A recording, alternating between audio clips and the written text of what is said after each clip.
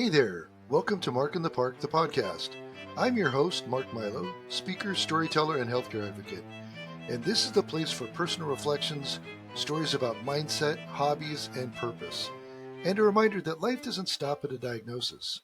In fact, often the real journey begins after. So sit back, relax, and enjoy the show. Hello, everybody, and welcome to another edition of Mark in the Park, the podcast. And today I have the pleasure of introducing to you again a wonderful guest, Annmarie O'Connor. Thank you, Annmarie, for coming on the show today. It's great to be back again. So what I'm referring to, guys, is that we did an interview. I had a great time with Annmarie, and halfway through the audio stopped for whatever reason. So this is a take two edition. But I'm so excited because Annmarie, you have some great things to say. You know, I follow you on social media, I follow you on TikTok. I love to see you pop up on my For You page, and just hear the latest things that you want to share. But what's so wonderful about you is you go beyond that. You've got you're a published author. You've got things behind your name that just make you a top-notch quality speaker that I love to have on the show. So thank you so much for joining today. Thank you. You're very kind. I'm going to keep you around. I'll just have you anytime I need an ego boost. Call Mark. Well, I am a little bit starstruck, so thank you. I'm going to read, if you don't mind, the profile here, and I love this because you, like I said, you've got so many things that you've done in the past and you're doing now. And excuse me, I am still getting over a cold, so please forgive me. Annmarie O'Connor, the Irish Examiner fashion editor, best-selling author, speaker, and advocate, known for her books The Happy Closet and The Happy Medium. Annmarie spent almost 2 decades at the forefront of fashion media, championing a mindful, expressive approach to personal style. Her self-styled wardrobe wellness philosophy helped people simplify their closets and reconnect with their confidence. In December of 2021, Annmarie was diagnosed with early-onset Parkinson's disease, a progressive neurological condition that affects movement, mood, and motivation, among other critical functions. That was the same year that I was diagnosed. Since then, she has become a powerful voice in the chronic illness space, using storytelling, humor, and style to raise awareness and foster hope.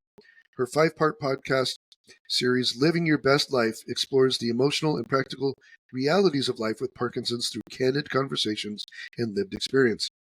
In 2023, Annmarie was honored with the Catalyst Award at the Irish Tattlers Women of the Year and named one of the Irish Examiner's 100 Women Changing Ireland. Her upcoming memoir, Twitch, will be published and is out now, actually. It says, great stuff. I'm talking, there you go. There's Twitch right there. And look at that. I love this book. I was looking at the reviews of this, and I've got a copy ordered. When it comes in, I will be reading it and just sharing the good stuff. But Annmarie, first of all, again, you're on the show today. You and I were diagnosed the same year, 2021. You're going along. You're doing fashion work. You're doing this work in the public, and all of a sudden symptoms start. What was that like, if you don't mind describing that, and how did that come about? It was COVID time, actually. It was September 2020 when I got my first symptom that I know of. There was a lift in lockdown restrictions. Ireland had fairly kind of severe lockdown restrictions because of the size of our country. We're the size of Rhode Island, which I believe is your 4th smallest state. So our healthcare system was under a lot of pressure.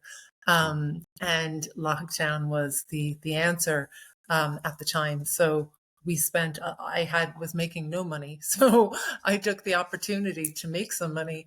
So I was working on a photo shoot, and I sustained what I thought was like a tweaked muscle in my shoulder from carrying around heavy bags on the shoot. And I paid no attention to it until a few weeks later. I had so much pain, so I got progressively more painful. I couldn't lie on my right side. I couldn't lift my right arm above my head without being in incredible pain. And then a few weeks later, there was a twitch. There was a kind of a sudden movement in my fingers. You know, it was like, I called it like the flutter of a butterfly's wings. Mm, It was just so soft at first. And then it increased in amplitude until it became a shake with a wave-like rhythm. mm, And naturally, I was worried because I was living alone. I had time to think. So I called my sister and she said, look, it probably is a pinched nerve or a trapped nerve or something. There's got to be an easy explanation. Just promise me you see your GP when the country reopens. So mm, I didn't get to see my GP for 5 months.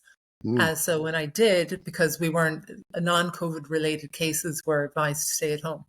So when I was finally allowed to see my GP, I had 3 MRIs over the course of from March 2021 to December 2021 when I was mm, diagnosed. One on my shoulder, which completely put the kibosh on the trapped nerve, because they were like, no, your shoulder's fine. So shoulder, fine, neck and spine, fine, brain, fine. mm, And progressively, my symptoms over the course of those months had gotten worse. So not only did I have the frozen shoulder and now an obvious tremor, but my right leg began to drag and was quite heavy. I had a reduced arm swing that I didn't notice. It was my consultant who pointed this out to me when I was diagnosed. I mm, had restless legs. I had stiffness in my hands, rigidity. I felt like I was moving through mud, like I was mm. like doing that like slow Baywatch run, you know. Yes. It was everything. And I kept blaming everything on COVID, saying, Right. oh, it's COVID fatigue, it's COVID anxiety. I was going through perimenopause at the time. So Mm, is a crossover of symptoms. mm, But the tremor is the one that just kept getting worse. And that was the thing that kind of kept sticking out. So prior to my GP calling me with the news that my brain scan came back clear, I noticed my handwriting became really small and cramped. I was writing Christmas cards and I joke and I say to everyone, like, they looked like ransom notes. Like I had to just simply throw them in the bin because I was like, Auntie Mary is going to take that the wrong way. so, but more worryingly, Mark, my hand began to cup inwards. So mm, it was making small things like applying makeup or brushing my teeth like really mm. difficult. Yes. So when I explained this to my GP that my symptoms escalated in the 2 weeks prior to her calling me with the news about my brain scan, which was clear, she said, the math ain't mathing. So I'm Mm, going to send you to the acute medical unit at Cork's University Hospital. You'll be there from 9 until 5, probably the course of the day. Bring a book, bring a sandwich. You'll probably see a nurse, a few doctors, a neurologist. Hopefully we'll get to the bottom of this because she said this is unacceptable. We can't let this continue. And that's exactly what happened. And by the end of the day, I met my consultant neurologist, the man who would diagnose me with early onset Parkinson's disease. And I was informed, it's funny because when he told me, everyone says, did you expect there was Parkinson's, blah, blah, blah. I'm like, Parkinson's came up in as much as essential tremor came up and as much as, mm, the trapped nerve came up. But I paid no attention to it because I didn't think women got Parkinson's. I didn't even mm. bother really looking into it because I think I was protecting myself because there was so much going on, financial insecurity, the health insecurity with COVID, which is ironic. I didn't catch COVID, but I caught Parkinson's Yeah, during yeah. COVID.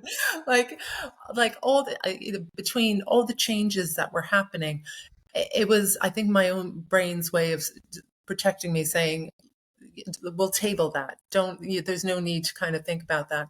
But I Mm, remember asking him when he asked me to take a seat because I was standing, I was in such shock. I said, why did the brain scan come back clear? And he said, Parkinson's lives a few millimeters below what an MRI will sometimes bring up.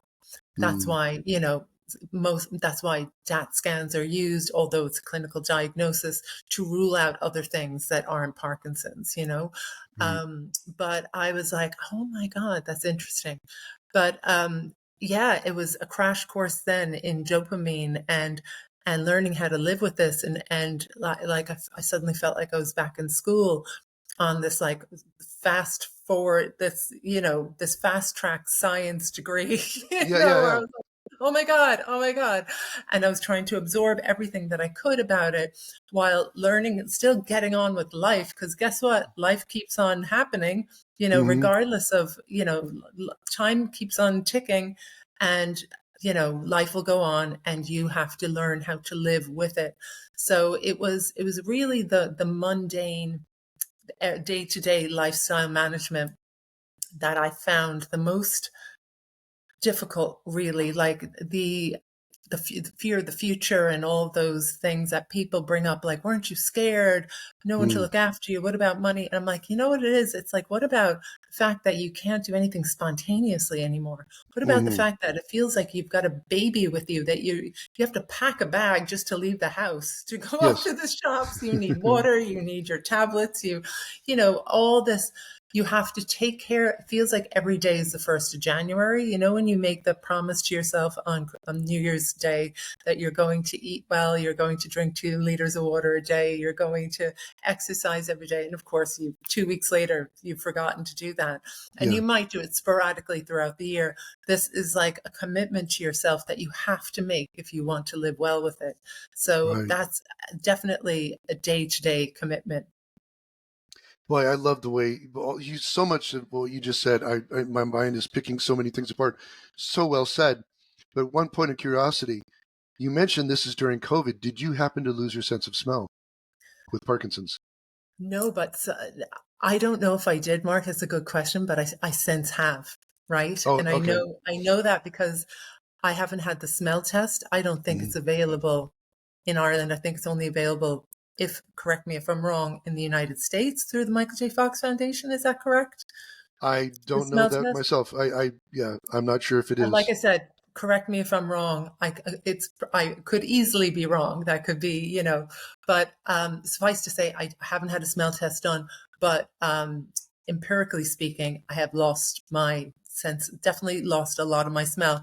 And just 2 reasons I know that: because I never used to salt my food, because my Mm, mom would kill us for oversalting our food. She's like, "You're ruining the taste. You're not tasting the food." So we always grew up with not salting our food.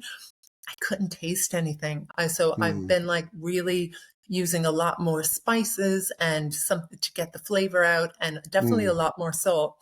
Um, and then my sister laughs because I obviously went a bit heavy handed on perfume, and she was like, "Dear God, what the hell?" Like, I mean, like, I can't breathe. What did you do? Bathe in that? And she was like, I am forbidding you to use perfume anymore. You're using body spray. And I'm like, I wasn't even heavy handed with it. She was like, clearly you were. How many sprays? I said, I just went. She goes, Annmarie, that is eau de parfum. She's like, that's the good stuff. You use a small. I said, like, I can't smell it, Trish. And Mm. she's like, your smell has gone. And then like I joke around. I said Trisha is in another life was a sniffer dog for the police because she can smell if you had garlic 3 days ago, and Right, I right.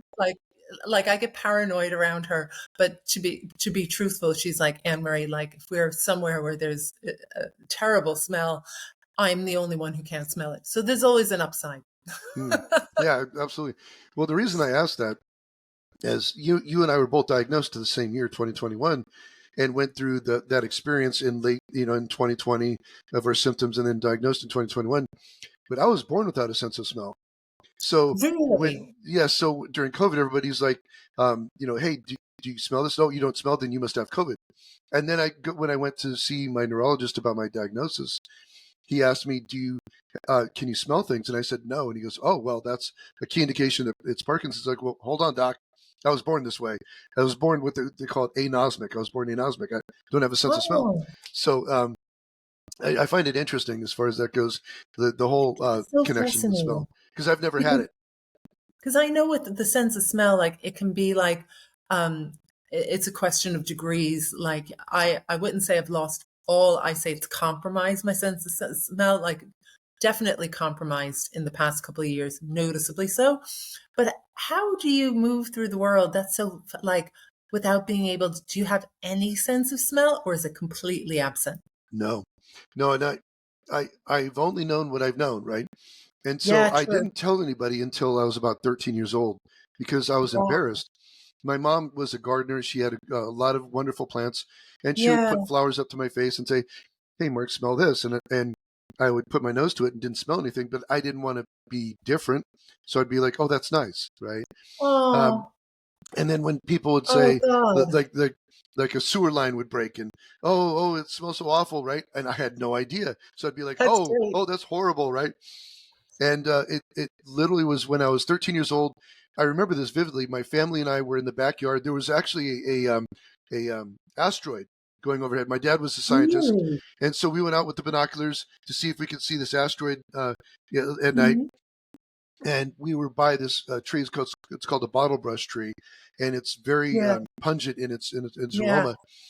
And my dad made a comment, and my dad, who had an impeccable sense of smell, by the way, made a Yeah. comment about how it smelled. And my mom said, "Do you smell that?" And I said, "No." And she said, "Why? Do you have a cold?" And I said, "No."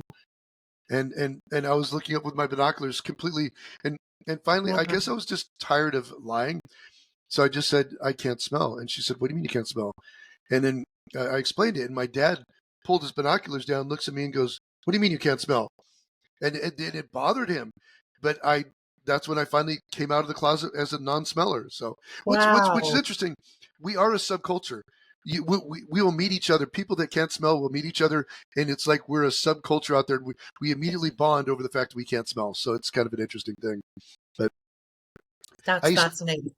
I used to live on Catalina Island, and there was a woman over there that I was friends with, and she was born without a sense of smell. But her dad owned the fish market, so every summer she worked in the fish market, and she was very thankful she couldn't smell. I So love it. there you I love it. go. Yeah.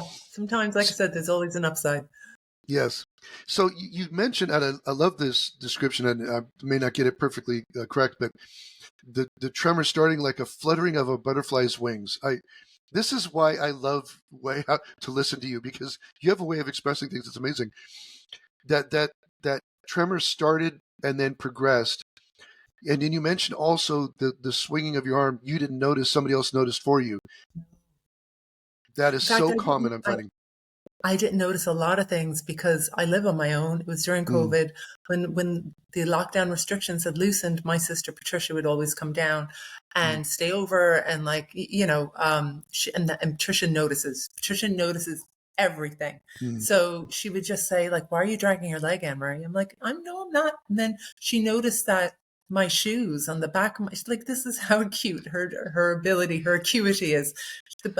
I had these like espadrille heels, and one was more worn than the other, my right one. mm. And she was like, "You drag your right heel." And I was like, "I do not. I have stride. I have a model's stride. Don't you dare say things like that about me." Right.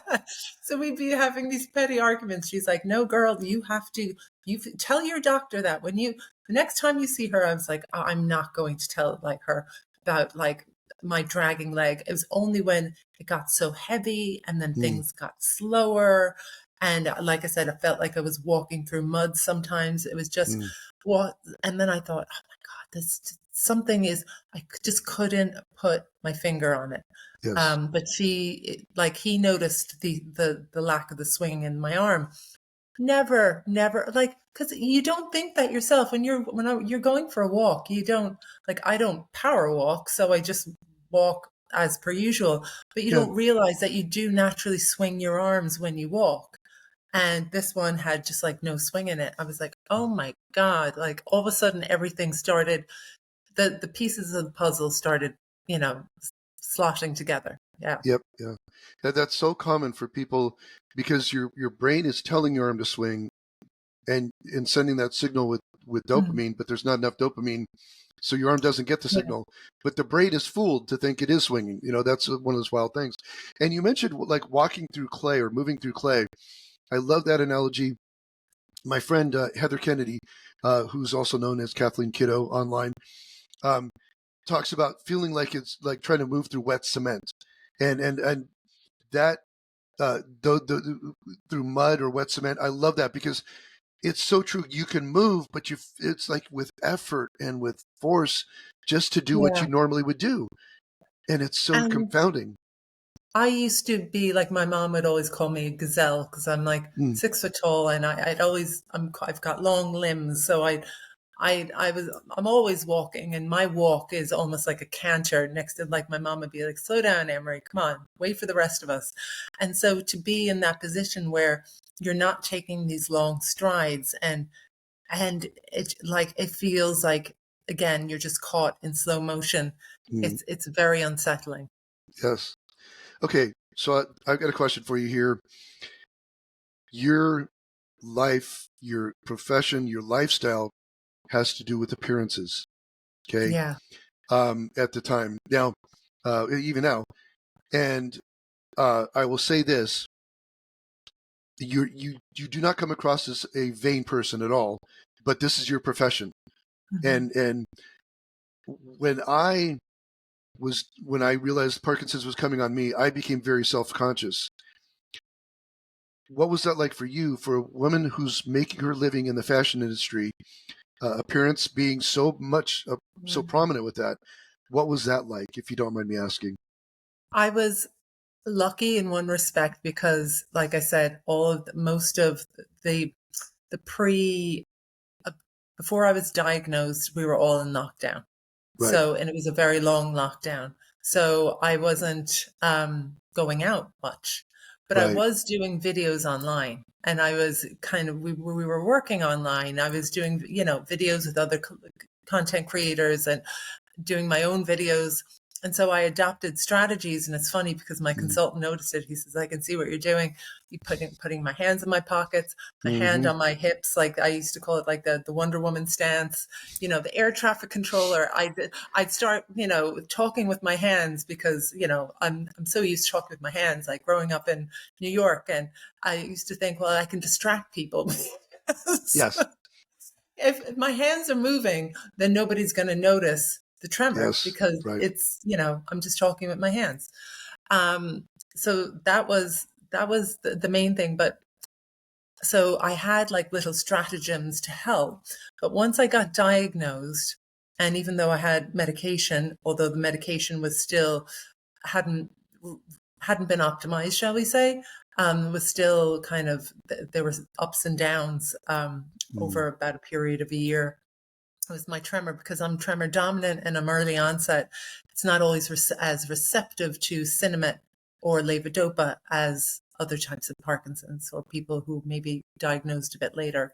And I'm one of those people that just happens to not be that receptive to it. So we needed to find, a buddy to go with it. So that was a kind of a challenge, but it was just, we knew it was going to be trial and error. So like I knew it from the Right. jump. So I kind of knew what to expect, even though it was sometimes a bit challenging, Yeah. shall we say, on your body and just kind of going through it all. But anyhow, back to what you were asking. So I was saying no to events that I ordinarily probably would have gone to, because I was too afraid of my tremor kicking off. And I was asked to host certain things.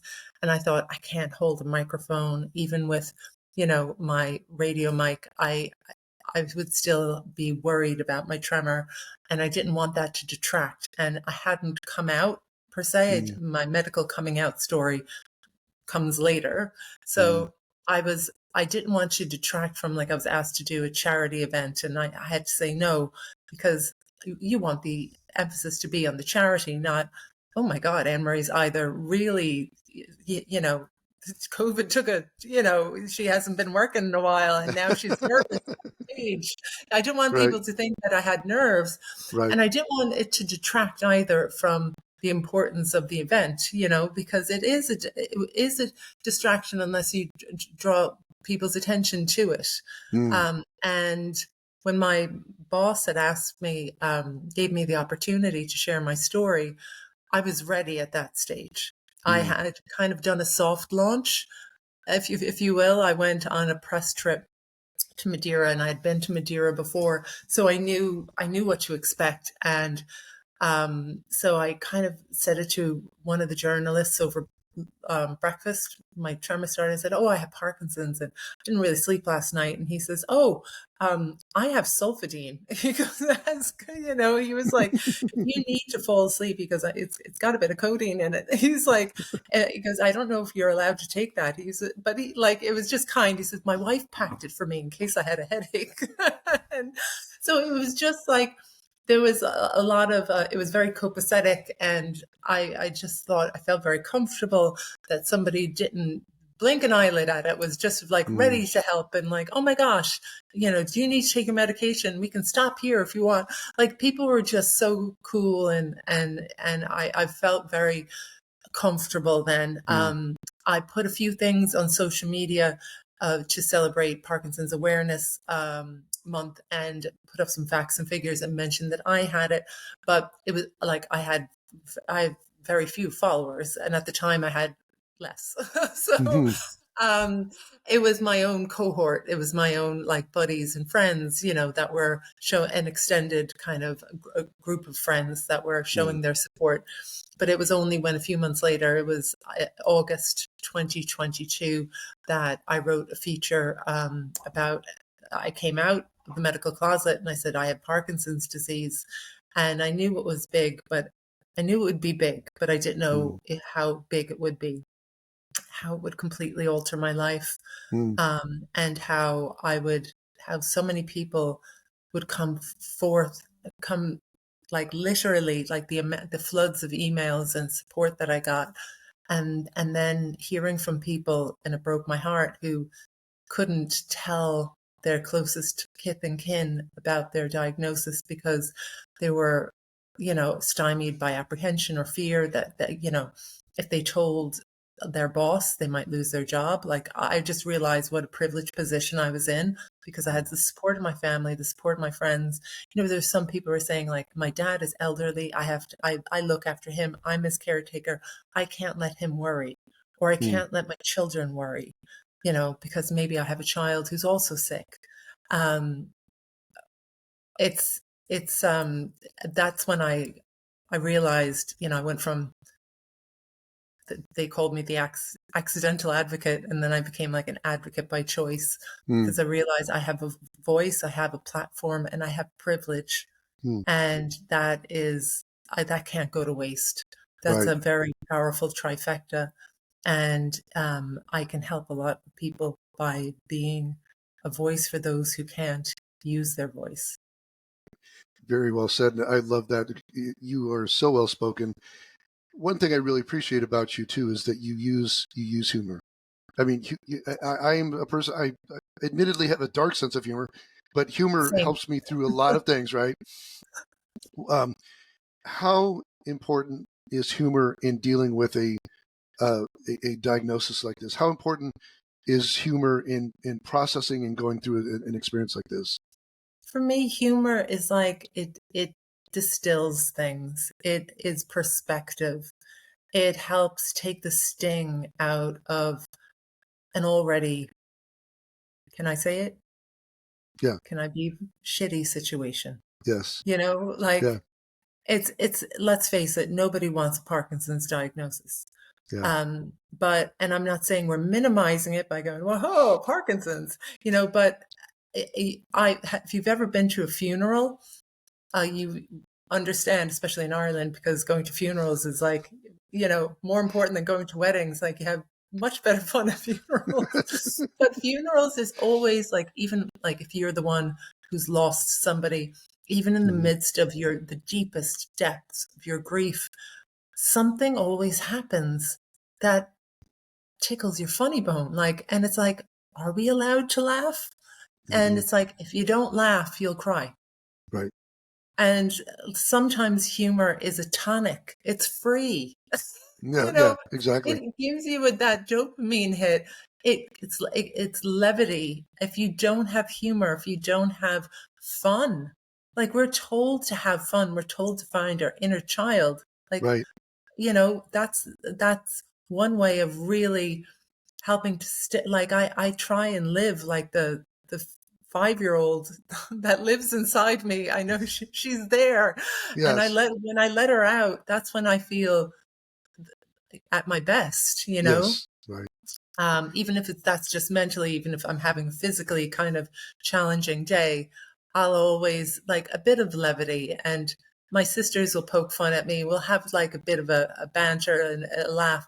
Like it's funny because I tell this story. When I got Parkinson's, like it was a bit further in, like we have a very dark sense of humor in our family as well. And they're like, well, you're a fashion editor, what was it? They said the boutique disease. Cause I was saying, oh, they call it the boutique disease because no two people have the same combination of symptoms. They're like, well, you're a fashion editor. It kind of tracks. And I'm There you like, go.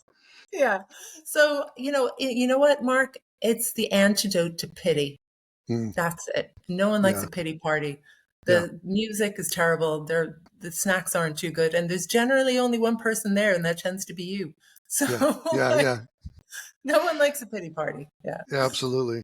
With my social media, I use humor, and um, my social media, and I tell people this from the beginning, has always been for me, not for everybody else. My social media is for me. It was my outlet. It was my Yeah. therapy, if you will. And the way that I deal with things is with humor. And if I throw something out there that has to do with humor and Parkinson's, what tends to happen is the people that might be offended or ask me to rethink that are usually the family members of the person with Parkinson's. But the person with Mhm. Parkinson's themselves are like, "Hey, that's funny. That's funny." That's And true. yeah, and one of the That's things that true. um, Yeah. I think about is I went to the World Parkinson's Congress in 2023 in Barcelona, Spain. So this is the gathering of the world's biggest gathering of doctors, scientists, researchers, all this stuff going on along with people with Parkinson's. And you have famous people, famous names in the rooms. But the only session that they blew out and they had to find a bigger room for was a comedy writer.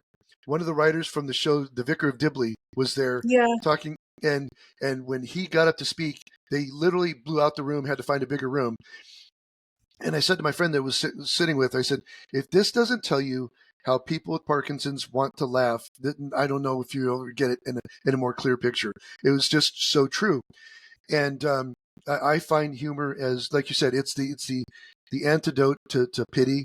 If I'm joking, if I'm laughing, people know that I'm okay. It's Yeah. when I stop joking and people Yeah. see a serious side of me, then they start worrying, like, "Are you okay?" And those are the people that really know me. So, Do you mind if I take my medication? Because it's not at all. That this is actually a proper time to do that. With that, I'll ask you a question. Um, what do you call a bear with no teeth? oh, I don't know. A gummy bear. Oh, I So love that. I love a good yeah, dad joke. yeah. They're my favorite. Well, Yeah. I I can't you, remember jokes. I'm the worst joke teller. I'm I will forget the punchline. I'm awful, but I'm a good recipient of a joke. I appreciate jokes. that's awesome. Okay, so you mentioned your more formal diagnosis story down the road, right? I'm guessing that that's probably included in your new book, Twitch. Is that correct? Yes, that's correct. Yes. So, want to talk a little bit about the book? Yeah, Twitch is more than just my kind of my the odyssey, the journey, if you will, of me developing Parkinson's disease. It's more it's for anyone who's ever experienced uncertainty when the rug has been pulled from underneath you. And what do you do then? How do you move through the world? And it covers topics from grief to acceptance, family, relationships. The themes are universal. You could Mm, nearly say that Parkinson's is the backdrop. yeah. Um, and there's a noticeable difference in the book. The first four chapters are very much Parkinson's based. There's a the fifth chapter is on grief, and then the chapters 6 to 10 are the emotional side of things. So it's like the physical and the emotional and Mm, relational. Um, yeah, like I said, it's really for anyone who's experienced any sort of uncertainty. And I really think a memoir is more than just what happens. It's a way to connect, to witness, to be seen through somebody else's journey and somebody else's experience. You're able to say, that's me, Yes. and there's a power in that connection. And I think that's why we read memoirs. Like, there are loads of different memoirs. I'm reading one at the moment, and Griffin Dunn, it's called the Friday Afternoon Club. And he grew up in a very prominent family, and, he had celebrities, were part and parcel of his lifestyle. And there was some wild things that happened that are definitely would never happen in my boring world, but you come away with something from it, how people dealt with things. And I think that's really what Twitch is all about. Like I said, Parkinson's is part of is not the whole story. The Mm, story is about about overcoming. And like, there's a great phrase in about vulnerability isn't about pushing through, it's about letting in. And a lot of it was mm, learning how to let people into my life. I was very independent prior, and I still am, but I'm independent within reason. I was very stoically independent. I grew up, my mother was a single mom. My father died when I was 4. I mm, had very strong women in my life that I drew my strength from. My nana is included in that. For me, it was very hard, Mark, to admit that I needed help and mm, that there might be a stage, although the future isn't ours to tell, that I might need a carer. mhm, Like that, those things really unsettled me. But even the day to day, and the fact that I actually do need somebody, I do need help, and I need to be able to be brave enough to ask for help, mm, because I'll always be the one to say, I can do it myself, I'm fine, I can do it. But why? People want to help. People, my sister's friend, she's amazing. She messaged me and she said, and she has enough on her plate. She had a hip replacement recently, and she just said, Annmarie, I know you're doing all the promotion for your book, and that's got to be hard, regardless, let alone like having Parkinson's and having your own job to do in bits and pieces. I am meal prepping at the moment. What do you need? I will fill your freezer. Do you want lamb? Do you want beef? Do you want chicken? I was like, and then she said, and yes, I will help you put up your Christmas tree. So let me know which day you're doing that. So these people want to help. You're not in it alone. mm, And you have to allow people to help.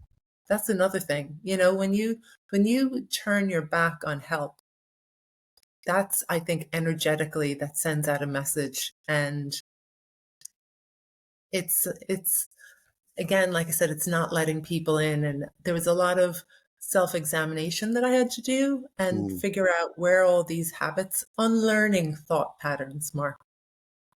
Who would have thought that Parkinson's would have taught me, like, Parkinson's was like a therapist. I was like, Mm, not that I give it much credit, like it doesn't deserve the credit, but the fact was, if I was going, like, this was foisted upon me. And it's funny how you're made to reckon with mm, yourself and your choices in life. And because if you're going to move forward and live well with this, you're going to have to face Parkinson's. Isn't something that happens, that is just a diagnosis and medication. It suffuses past, present, and future. It gets into every crevice of your life, everything you've done, everything you've yet to do.